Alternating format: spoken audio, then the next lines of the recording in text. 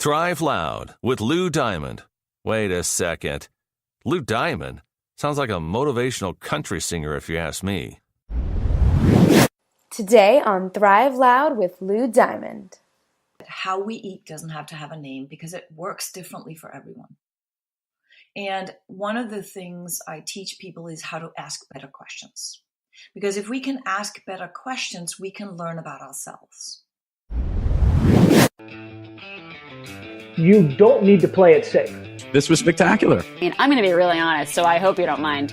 Yeah, that's what we want. And there will be bumps in the road. There will be twists and turns. You needed moxie on the floor and volume. It's the results and the connections and the improvement, the impact we have on other people's life. And that's when life becomes exciting. Who do you turn to personally to get back on the thriving track? I was really interested in how the world works. Thanks for the great introduction. It was really very simple. I just read part of your bio. Be brief, be bright, be gone. Get ready to thrive loud with Lou Diamond. Welcome, everyone, to another episode of Thrive Loud with Lou Diamond, connecting you to the most inspiring and amazing people that are thriving each and every day. I'm your host, Lou Diamond. Today on Thrive Loud, we have a keynote and TEDX speaker, author, nourished strategist, CEO and founder of PATH for Life, a woman that believes the key to our human performance and happiness is our inner fuel. Thrive Loud fans, we're going to have a very fun conversation with Jeanette Bronée. Jeanette, how are you today? I'm very, very good. Thank you. Well, Jeanette and I know each other because we are both members of NSA and in New York City. We most recently had a cocktail at some overpriced steak restaurant in the lobby. And wasn't it a virgin cocktail, by the way? No, it might have been. It might have been. I don't think that's that important. But Jeanette is a spectacular individual, wonderful speaker. And she has a great story. And I have some unique flavors of who I like to have come on Thrive Loud. And when I got to meet Jeanette, I was very excited. So I said, this would be a wonderful person to have on the program. So Jeanette, if you could share with the Thrive Loud fans your journey and your story, because it is very unique and very specific. And we'll have a fun conversation as you will kick it off. Sound like a plan? Sounds like a good plan. Excellent. You know, it's funny when people ask me what I've done in my life because it feels like I've had several careers. And you know how it is. You always look behind you and it makes sense. But when you're in it, it doesn't. So the beginning of my career was in marketing and management and retail. And then my next part was in design and it was all this, the fashion business, and it was busy and it was fun and it was all this stuff going on. And then all of a sudden, both my parents get cancer at the same time. And when you get a little bit, well, let's just call it a wake-up call. When you get that kind of a oops in your life, you really sit down and rethink why you're doing what you're doing.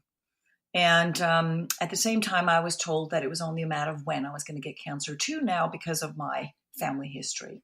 So I really took a hard look on why I'm doing what I'm doing and what am I passionate about and how do I make a difference and what would I be proud of doing later in my life. And I came back to helping people. And so I went back to school and started learning how to help people with feeling better in general, but it was about nutrition. It was about daily well-being. It was about mindfulness, which was something I had practiced for myself for a long time. And I was also really curious about what actually drives our choices. Interesting. So now when this realization, I guess, happened for yourself, did you seek to become a coach? How did you kind of officially practice all these different directions? What was the path that you took? Yeah, the first idea really was to create a wellness center for cancer patients. And we're talking back in 2003. Okay. So it was a little early for that idea. It was considered alternative medicine when I was talking about acupuncture and meditation. Yeah. And the idea that nutrition and food helps us recover and heal ourselves. And this idea that our bodies are self-regulating, self-healing mechanisms were not really understood as, the way it is today. Functional medicine today understands that. But at the time, that was like woo-woo kind of ideas. And so I realized at the time that creating such a wellness center, not only was I was having a hard time getting funding for it, but I realized that I wanted to be part of working with people. And so that's when I went back to school and actually became a nutritionist and became a coach and learned how to work with people. And one of the things I learned really fast was that just because we know what to do doesn't mean we're going to do it. Which actually was a good question. So when you started learning about all the details and importance about nutrition for yourself, what type of change did you make to your diet? And did that happen like instantaneously? Because I know that, some people might have always been consciously healthy, yet when they learn all the things that they eat, it becomes a little bit of an internal battle on how you change your own insides. Yeah. For a long time, my first, the past maybe 12 out of these past 15 years, I've been working a lot with what it is that makes us eat, like the why of why we're eating, because it wasn't that easy, even for me, to just go ahead and be like, oh, now I'm going to eat healthy, because there were all these foods and these habits that came up that were holding memories. Yeah. And so what I was realizing was, and that was when I came up with this idea that nourishment is really what we're looking for in anything, really. And when we're not aware of that, when we not bring mindfulness to that, we're going to make kind of weird choices and look back and be like, why did I eat that? And so I learned sort of like over this period of both from myself and other people that these trigger foods and triggers that we have in our everyday lives cause us to either stress eat or emotional eating. And at the time, that was not a conversation anybody was having. 15 years ago, people weren't really talking about emotional eating. And so I started working with a lot of people who were coming to me with stress and underperformance stress, but having these sort of like habits at night. And I realized I was having the same habits at night. It was this like, oh, I just got to get a cookie. Ooh, I just got to get this. And so I really wanted to learn what was the difference between knowing that I really, really had to eat in a very healthy way because of my high-risk breast cancer versus, oh, I'm probably going to be fine because it's not immediate, right? We have a tendency to not make change if it's not an immediate pain. It is interesting, by the way, I'm just thinking about, there are customized food needs for everyone. Someone gave this great example. I happen to love the game golf, and golf is probably one of the most specific games as it relates to the equipment. Each person has different angles, different heights, different measurements, and therefore, just taking a standard set of clubs doesn't necessarily mean you're going to hit the ball as I would hit the ball. Right. It would be different from what we would approach. And that's true as it relates to the way that your diet should be, because everyone should be specific. So when you strategize with your clients or your messages, how do you go about figuring out what's the right solution for each person you work with? I start out with exactly what you just said. How we eat doesn't have to have a name because it works differently for everyone. Right. And one of the things I teach people is how to ask better questions. Because if we can ask better questions, we can learn about ourselves. And essentially that is what the journey is, right? The journey is to know ourselves better in all aspects. And one of them is to check in with our digestive system. And a lot of people think that it's normal to feel uncomfortable after eating, to be bloated or gassy or, whatever bodily functions we have in terms of reactions after eating, and starting to actually tune into that and ask, so if I have this need for example, more energy, do I just grab for what I've always grabbed for to stimulate my energy? Or what does my body really need to have more energy? So there was two answers in what I just said. One is checking in with our bodies and starting to learn to listen more. And if we don't listen to ourselves, we also don't listen to others, right? Like leaders and relationships and so on and so forth. So this idea that we can learn to listen to ourselves and learn about ourselves, both from a digestive perspective, but from all these other trigger perspectives is a really important piece. And then the other one that is how do we then learn to use food as a tool for feeling better? That's the shift.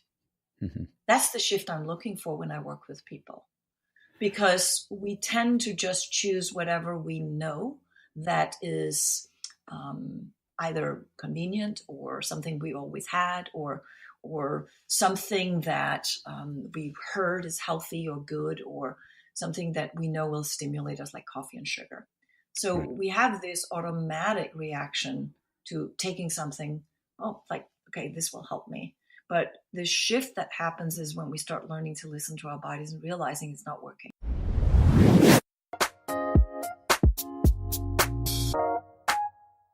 Hey Thrive Loud fans, if you're enjoying how Lou is connecting with this guest in this episode, then just imagine how impactful he can be in person. As an international speaker and consultant, Lou Diamond is all about getting organizations to thrive through the power of connecting. To learn more about how you can have Lou speak at your company, your conference, or your event, head on over to loudiamond.net and click the Book Lou Diamond link to learn more. He'll truly get everyone to thrive loud. Okay, back to the show.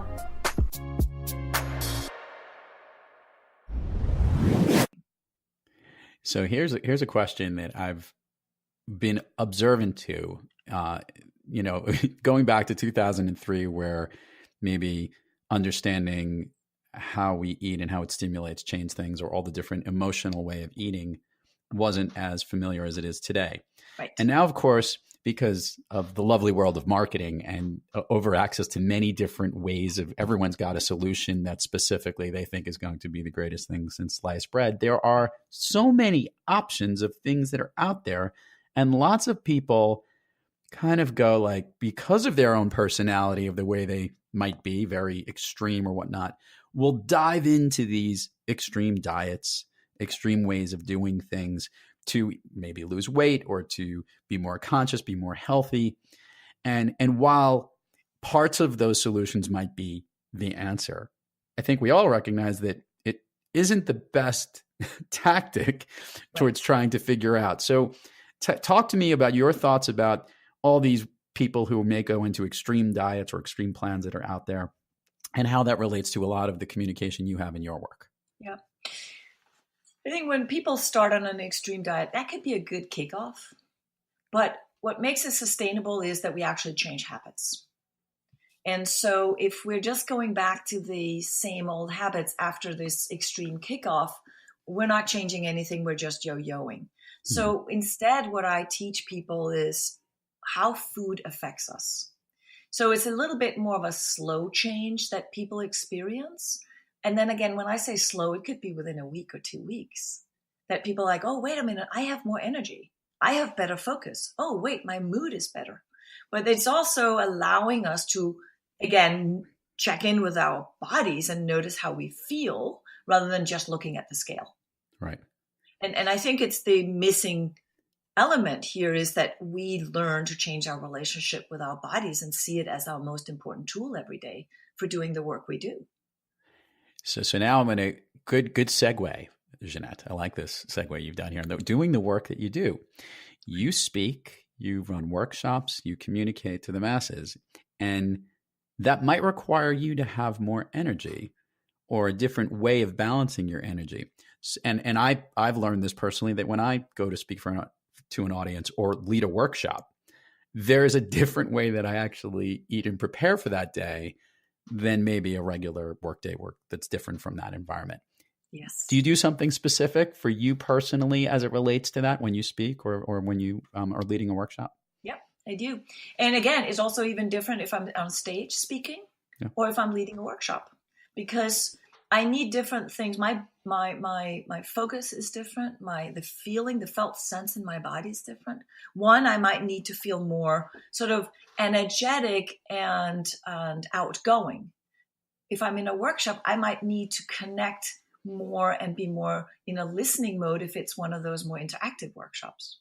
So one of the things that we need when we want this sort of outgoing, fast, communicating fast, being quick on our toes, we need more dopamine.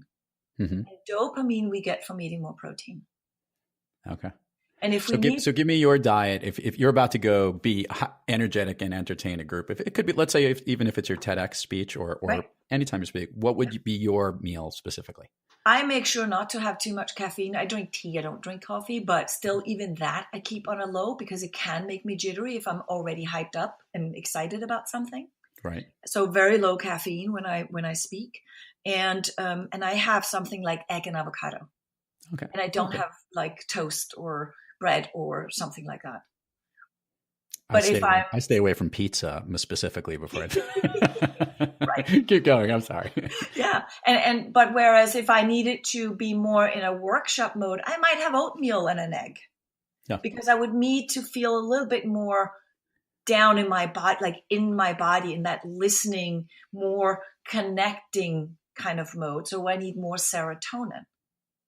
So serotonin is our well-being hormone. And what I love about this is this idea that we don't always need the same thing. Hence, diets don't really work for us. Right. Apart from the fact that our digestive system is different for everyone, our day is different for everyone. And even as you were saying, our days are different as we go through this because we don't do the same work every day. Actually, great transition. Jeanette, let's say you're speaking in a morning session or your focused work is going to be morning versus I'm thinking about this next Tuesday evening, I'm actually speaking at night. It's actually during a dinner session. Right. What's the difference for you in based on where the time of the day of when you're doing your work is? Right. Then I would make sure that I don't burn out during the day with too much high energy.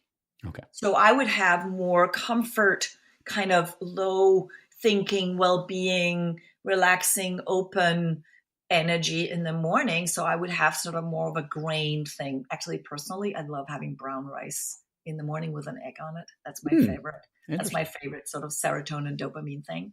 And then towards the afternoon, I would go more protein, right? Go more protein based in the afternoon. So I don't know if you're a fish guy or a chicken or something like that, but I would be more animal protein, or you can have plant-based protein as well. It does that for you as well. Like for example, a quinoa salad or something like that, which is a good protein as well, high in protein. And I would keep really low on the starch. Gotcha.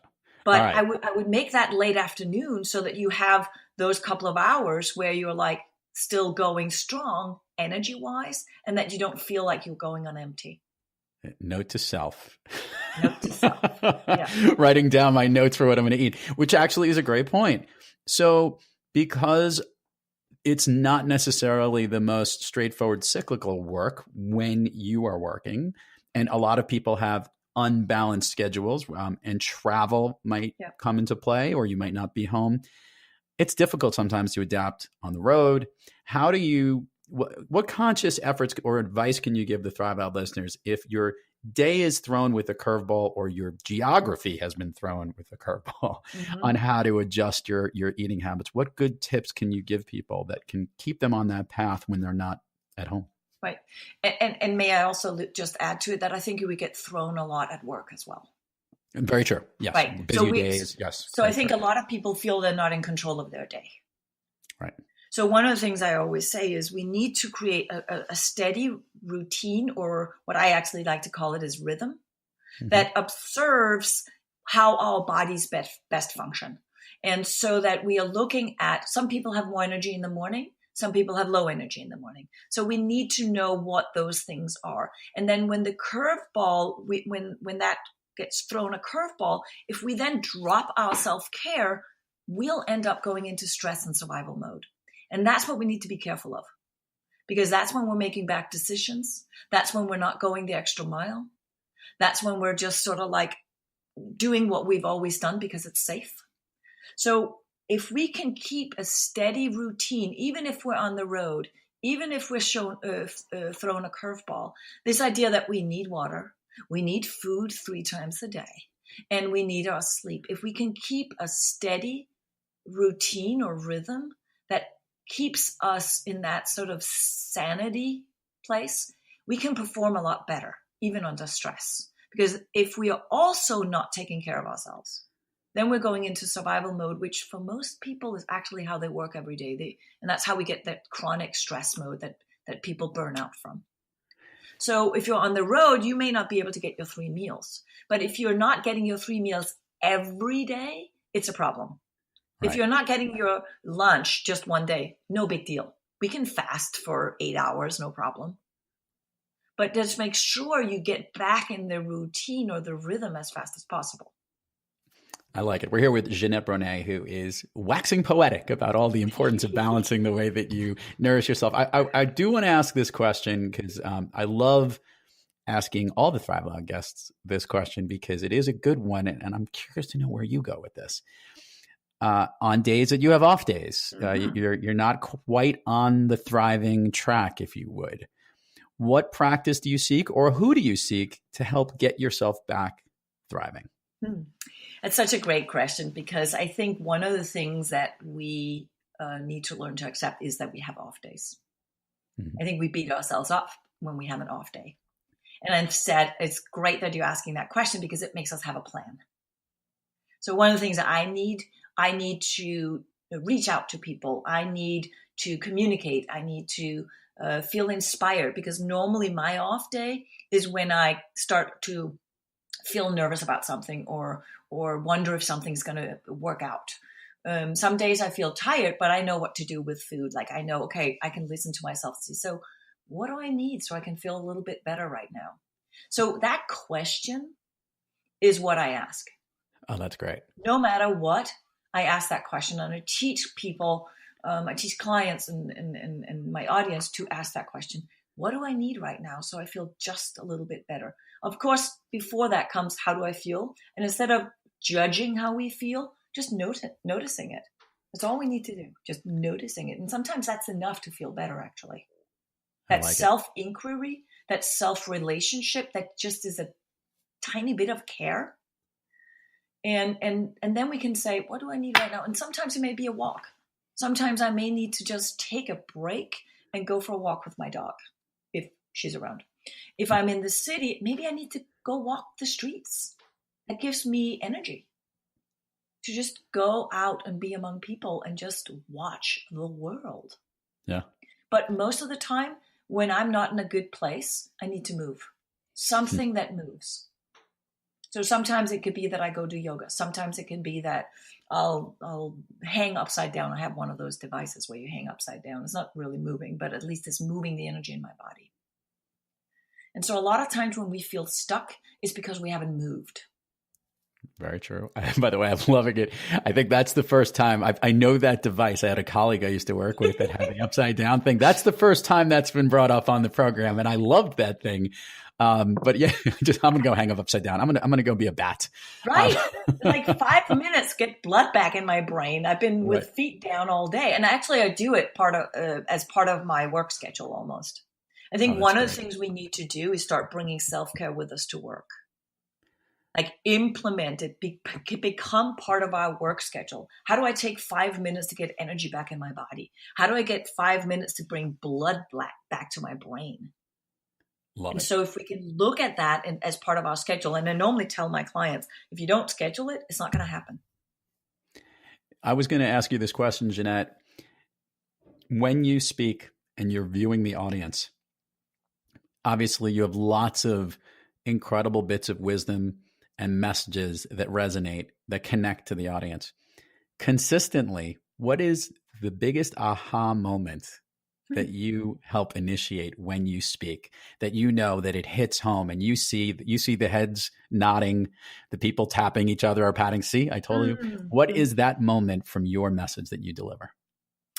I think it's the fact that we all have human needs. And instead of leaving them at the door when we walk into the office, we need to bring them with us. And we are the ones that are taking care of them. I think we tend to ask for or wait for other people to take care of our needs. And we need to learn how we take care of our own needs every day. It may be that we ask someone for help, but it's this idea that we're in charge, that we can take charge and that we can be in better relationship with our own bodies every day, that we can be a team. Actually, we need to be a team because our daily performance really relies on how good we take care of ourselves, and therefore can also give space to each other. Like, I think the culture in a company right now, most cultures are working on survival mode because we're not bringing our needs with us to work.